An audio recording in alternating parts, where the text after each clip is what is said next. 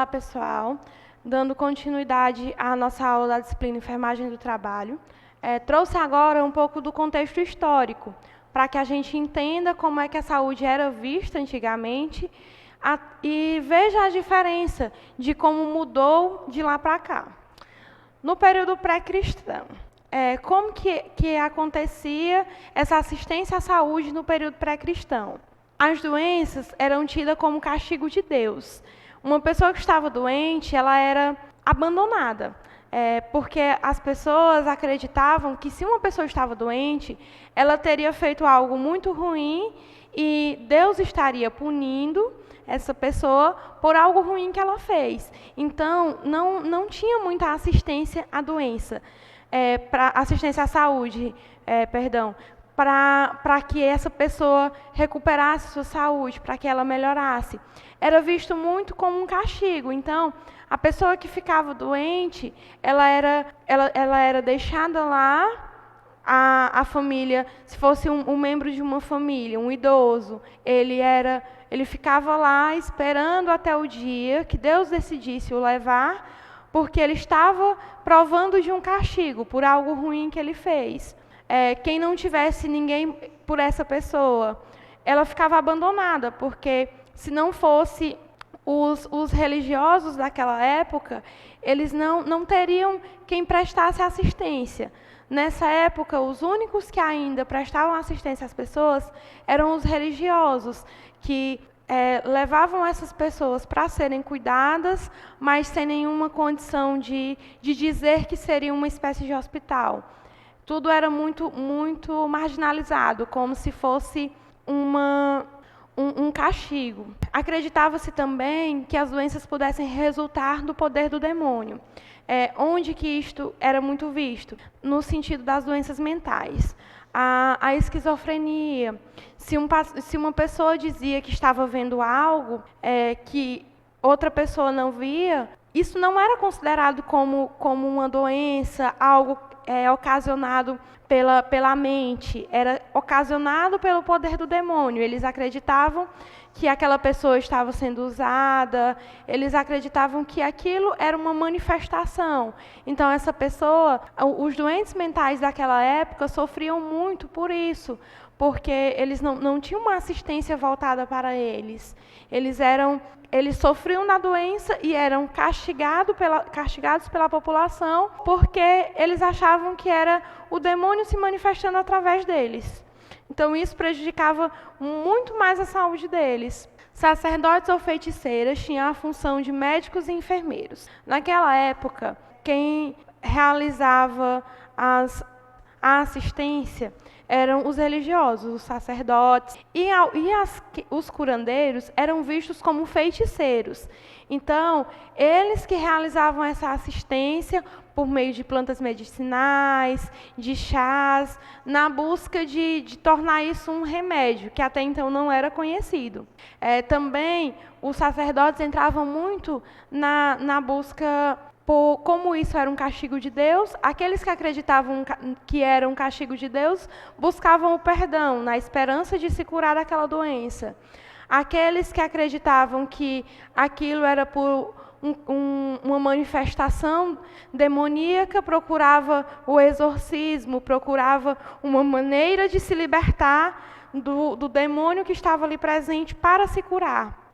O tratamento consistia em aplacar as divindades, afastando os maus espíritos por meio de sacrifícios. Sacerdotes adquiriam conhecimento sobre plantas medicinais. Quando eu falo em questão do exorcismo, por exemplo, uma pessoa esquizofrênica, que é uma doença mental, ela passava pelo processo de passar por um exorcismo, onde acreditavam que aquilo ali lhe traria a cura, mas, na verdade, só estava prolongando o seu processo de doença. Quando os sacerdotes começaram a adquirir o conhecimento sobre as plantas medicinais, eles começaram a conseguir curar algumas doenças, como doenças infecciosas causadas por ferimentos. Então, começou-se a ter a ideia de que algumas plantas medicinais eram cicatrizantes, e foi aí que iniciou um pouco de tirar esse mito de que tudo era um castigo de Deus, que era uma presença do demônio ali presente nas pessoas.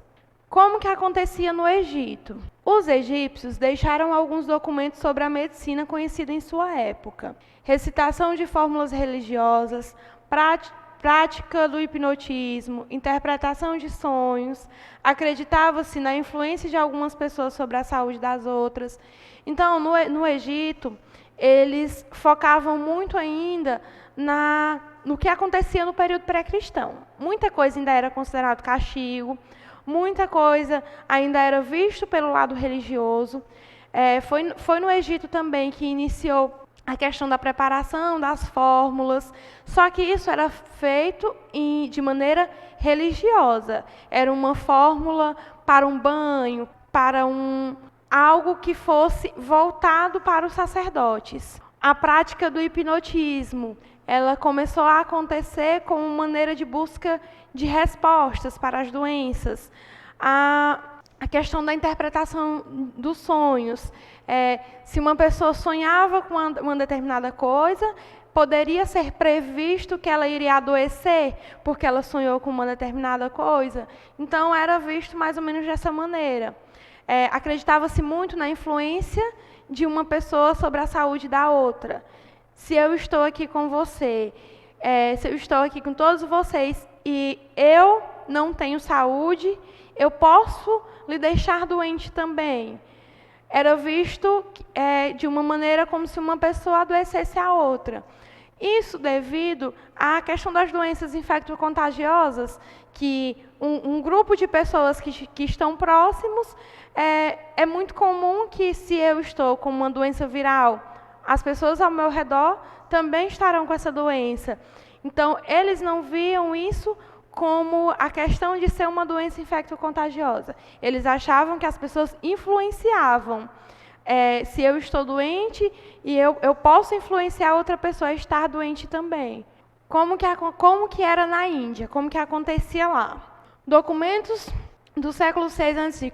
nos dizem que os hindus conheciam os ligamentos, os músculos, os nervos, os plexos, os vasos linfáticos, conheciam também alguns antídotos para alguns tipos de envenenamento e o processo digestivo. Realizavam alguns tipos de procedimentos, tais como suturas, amputações e corrigiam fraturas. Os hindus tornaram-se conhecidos pela construção de hospitais. Foram os únicos na época que citaram enfermeiros e exigiam deles qualidades morais e conhecimento científico. Nos hospitais eram usados músicos e narradores de histórias para distrair os pacientes.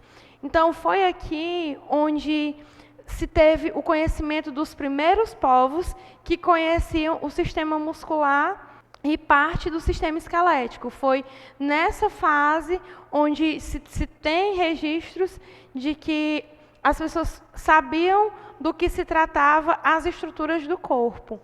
E quando eles começaram a realizar alguns procedimentos, eles já não mais eram vistos como só uma doença sendo um castigo de Deus, mas eles já tinham uma certa assistência, porque já se conhecia mais sobre o organismo, sobre o corpo em si. A Assíria e a Babilônia. Entre os assírios e babilônios, existiam penalidades para médicos incompetentes, tais como amputação das mãos, indenizações e etc. Esses médicos, eles eram os sacerdotes. Quem era considerado os médicos da época ainda eram os sacerdotes. Isso permanecia como no período pré-cristão. Continuavam sendo os sacerdotes, os religiosos, que realizavam essa assistência. A medicina era baseada na magia. Acreditava-se que 7 demônios eram os causadores das doenças. Diferentemente do que vimos anteriormente na Índia, o que acontecia lá é que eles não estavam tão preparados quanto os hindus para lidar com a parte do corpo mesmo em si. Eles ainda vinham muito tendenciosos ao período pré-cristão, trazendo como a causa das doenças os demônios, os castigos. E os sacerdotes, eles podiam ser punidos por não conseguir prestar assistência, porque tudo era colocado a expectativa em cima deles. Eles precisavam resolver e pronto. Os sacerdotes médicos vendiam talismãs com orações usadas contra ataque dos demônios. Conheciam a lepra e a sua cura dependia de milagres de Deus. A lepra, historicamente falando, biblicamente falando, a gente vê ela citada muito na Bíblia, como a lepra, mas ela seria o que hoje nós conhecemos como hanseníase. Ela ficava em uma situação, agravava muito a doença e tudo era visto como castigo de Deus. Então, uma pessoa que tinha hanseníase naquela época era marginalizado, era desprezado. Ele não poderia conviver na sociedade com os demais porque ele era alguém castigado. Ele sofria pela doença e sofria a opressão das pessoas. Na China, os doentes chineses eram cuidados também por sacerdotes. As doenças eram classificadas da seguinte maneira: benignas, médias e graves. Era classificado de acordo com a situação do paciente, o estado do paciente. Os sacerdotes eram divididos em 3 categorias que correspondiam ao grau da doença da qual ocupavam. Os templos eram rodeados de plantas medicinais. Os chineses conheciam algumas doenças, como a varíola, a sífilis, as anemias, algumas doenças de pele. Construíram alguns hospitais de isolamento e casas de repouso. A cirurgia não evoluiu devido à proibição da dissecção de cadáveres. Os chineses, eles tinham um pouco mais de conhecimento a respeito das doenças. Eles já sabiam, eles faziam esse isolamento porque eles já sabiam que algumas doenças eram transmitidas e que a transmissão de algumas dessas doenças ocorria de maneira mais rápida. Então, eles faziam essa separação. Eles classificavam no mais simples ao mais grave. O que era benigno, o que era médio, o que era grave. Eles já dividiam porque eles sabiam classificar. Porém, não evoluiu muito porque necessitava-se da cirurgia. Como os princípios religiosos deles não permitia que eles fizessem a dissecção dos cadáveres, porque eles cultuavam uma proteção, era como se fosse a pessoa, ela não está mais viva, o corpo dela não deve ser tocado. Então, eles não evoluíram nesse sentido, no sentido das cirurgias. No Japão, os japoneses aprovaram e estimularam a eutanásia. A medicina era feticista e a única terapêutica era o uso de águas termais. No Japão, não tinha uma assistência à saúde. Eles estimulavam que a pessoa não quisesse mais viver. Eles estimulavam a eutanásia e tudo era resolvido na maneira medicinal. A maneira medicinal deles, melhor dizendo, era baseada em águas termais, em fontes termais.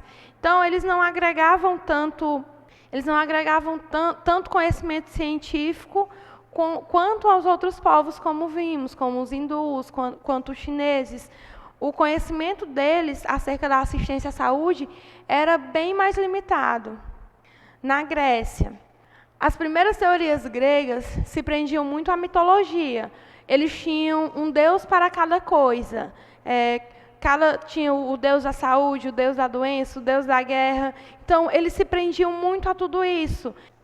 Usavam sedativos, fortificantes e hemostáticos, faziam ataduras e retiravam corpos estranhos. Também tinham casas para tratamento dos doentes. A medicina também era exercida pelos sacerdotes, que interpretavam o sonho das pessoas. A medicina tornou-se científica graças a Hipócrates, que deixou de lado a crença de que as doenças eram causadas por maus espíritos, e ele é considerado o pai da medicina. Foi nessa época que as doenças pararam de ser vistas como castigos e começaram a se preocupar realmente em como tratar as doenças. Mas nesse período, na Grécia ainda havia muita a questão do que os sacerdotes faziam como forma religiosa. Então, a dificuldade de Hipócrates foi desmistificar a questão religiosa para tentar agregar a assistência à saúde de maneira medicinal. Em Roma, a medicina não teve muito prestígio. Durante muito tempo era exercida por escravos ou estrangeiros. Roma distinguiu-se pela limpeza das ruas, ventilação das casas, água pura e abundante e redes de esgoto. Os mortos eram sepultados fora da cidade. Por que a gente cita Roma? Porque Roma não tinha muito a questão da assistência à saúde, mas, por outro lado, Roma tinha a preocupação com a parte sanitária, tinha saneamento básico. A maneira como eles mantinham as cidades limpas, eles enterravam os mortos fora das cidades, então, se não tinha o risco de doenças infectocontagiosas se propagarem por meio da água, por meio de pessoas que morriam por doenças infectocontagiosas e ficavam expostas, como acontecia no período pré-cristão, que as pessoas eram abandonadas. Eles tinham essa questão do saneamento básico, mas nas preocupações deles, em manter a cidade limpa, nas crenças que devesse enterrar os mortos fora da cidade. Então, isso trouxe a eles o saneamento básico. Por isso que nós colocamos Roma, para que se tenha esse entendimento do saneamento básico como algo importante e que era realizado no contexto histórico. Vindo do contexto histórico, nós vamos entrar um pouquinho no período Florence Nightingale, porque Florence é a precursora da enfermagem, quem deu autonomia e reconhecimento para a enfermagem. Ela foi a primeira enfermeira a enfrentar realmente a situação de guerra, ir bater de frente com o exército para ser ouvida e para conseguir prestar uma assistência de qualidade. Então, Florence nasceu no dia 12 de maio de 1820, em Florença, na Itália. Era filha de ingleses, inteligente, apresentava tenacidade de propósito, determinação e perseverança, poder intelectual de dialogar com políticos e oficiais do exército, fazendo prevalecer suas ideias. Dominava com facilidade o inglês, o francês, o alemão, o italiano, o grego e o latim. Florence teve facilidade em lidar com os políticos, com o exército daquela época, porque era um benefício ter Florence. Embora eles não conhecessem todo o bem que ela faria na assistência, eles sabiam que se eles precisassem de alguém com conhecimento em outras línguas, eles teriam. Então, muitas vezes, eles davam ouvidos ao que Florence queria, não pelo fato da autonomia dela, mas sim pelo interesse de tê-la presente. Em 1844, durante o período de inverno, dirigiu-se para Roma com o objetivo de estudar as atividades desenvolvidas pelas Irmãs Católicas. Em 1849, faz uma viagem ao Egito e decide servir a Deus, trabalhando na Alemanha, entre as diáconis. Decididas a seguir sua vocação, procura aperfeiçoar seus conhecimentos. Em 1854, a Inglaterra, França e Turquia declaram guerra à Rússia, que é a conhecida Guerra da Crimeia. Florence, naquela época que decidiu se dedicar aos estudos, ela se dedicou aos estudos na área da enfermagem. Florence era noiva e ela estava sendo preparada para se casar e ter uma vida com uma das mulheres da época, que as mulheres eram preparadas somente para se casar e para viver para a família. Quem prestava assistência à saúde eram os sacerdotes, as viúvas e as mulheres que não se casavam, que eram consideradas as prostitutas. Quem prestava essa assistência eram elas.